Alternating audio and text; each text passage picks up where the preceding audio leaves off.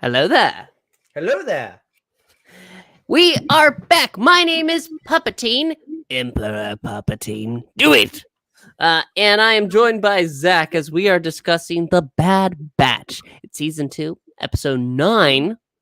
After the thrilling two-parter, the Clone Conspiracy last week, there's a new one. Not a new two-parter, a new episode.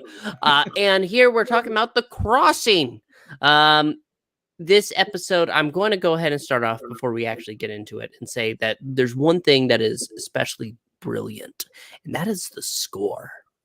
It starts right off with the music coming in, and it is able to move the episode in such a way that there's this quietness that follows it. Like, you'll see characters they'll stop talking, and in that awkward silence, you realize, okay, you're supposed to feel something missing because Echo is gone.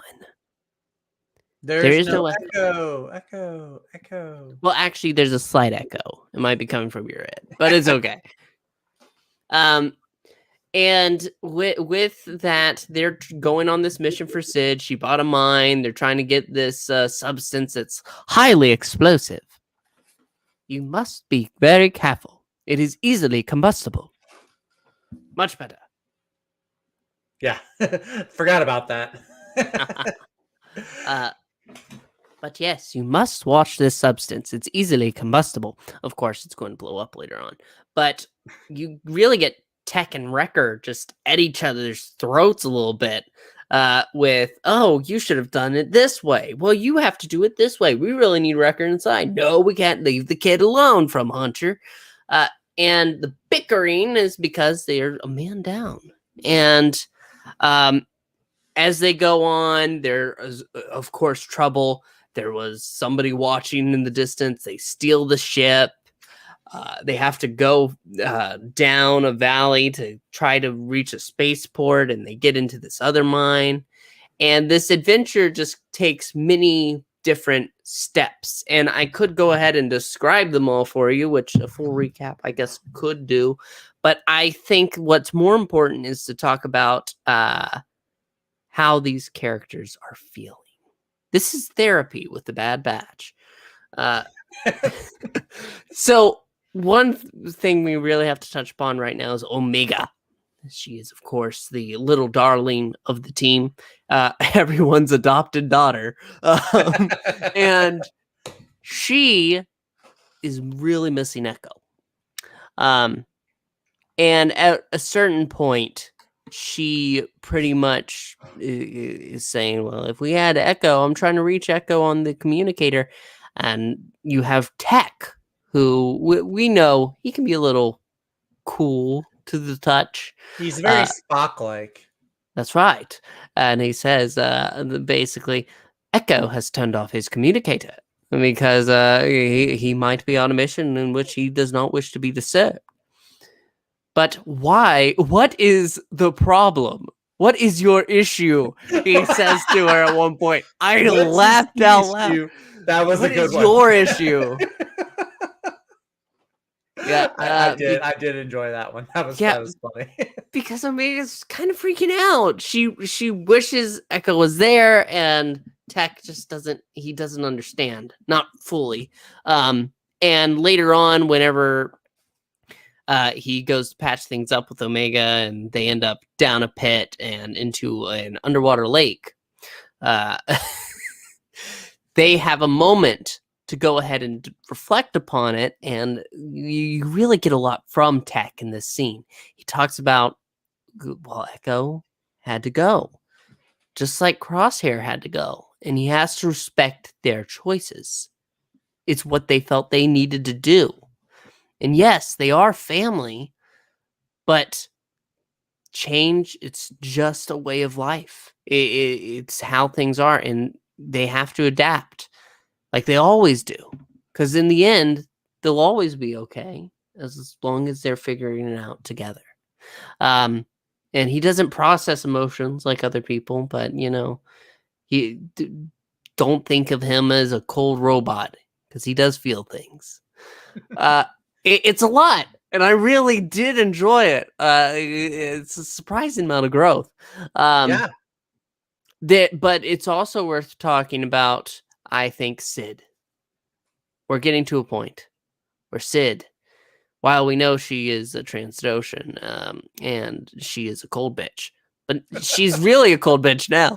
She is, yeah. Yeah, they are able to get to the spaceport after this, blowing a hole in the wall, and she doesn't really care. I'm a little tied up right now. I can't really help you. And they remind her of how many times they've helped her. Yeah. And she says, fine, all right. In a couple of days, I'll try to figure out something. Well, bitch, what? What? In a couple of days? And Hunter actually tries to explain that. And then Sid just hangs up. And it's getting, just pisses me off. The Bad Batch is a Star War. In a Star War, there's a Bad Batch. And they basically come to the end of the episode, and they're kind of stuck on the planet, but they have a little bit of hope because they always get through things together. I can't really fully rate the story. I think that this episode is really great. You're right. Absolutely. There's a lot of growth for Tech and some bonding with Omega. Sid revealing what a cold ass bitch she is, and Breen falling asleep. There's a lot of good there. There is. But I don't know how this really ends. I don't know where we're going to go from here next week. Yeah. Yeah, no, totally. One thing that I really liked about this episode is it's so different from a lot of the first half of the season where it's like these little bubble one shots. Like, okay, they're going to start their mission, they're going to have their mission, and then they're going to go back and get ready for the next one. This one, it builds off of the whole clone conspiracy couple of episodes that we had.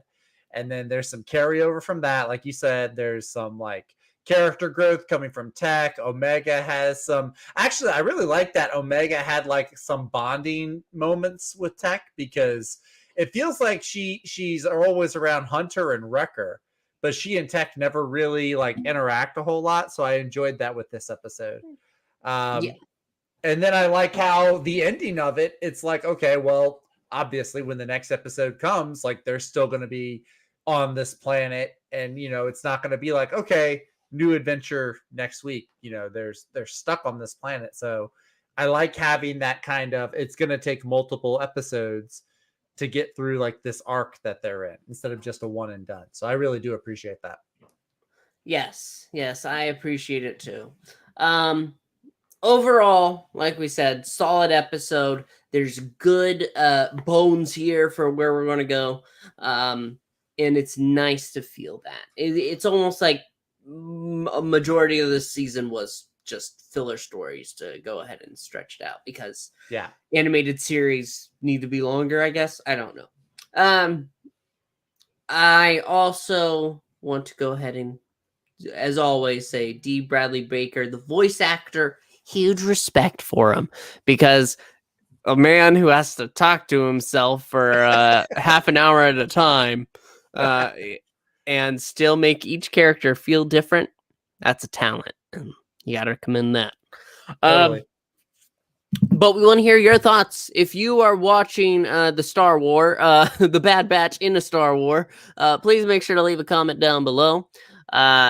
Also, make sure to like and subscribe. It helps out the channel. We're going to be checking out some more Bad Batch as it comes. And Mandalorian Season 3 is just around the corner. Right around the better corner. Believe we're going to be tapping into that. Boyo. Banthas. I don't know where you were going with your accent. I was thinking Boba Fett. Bantha. Bantha. Join us. They showed the I'm sorry, we're supposed to call it Boba Fett's starship now, but screw that. It's the slave one. They showed it in the most recent trailer. So I think we are going to get some Boba Fett and some Bantha babies.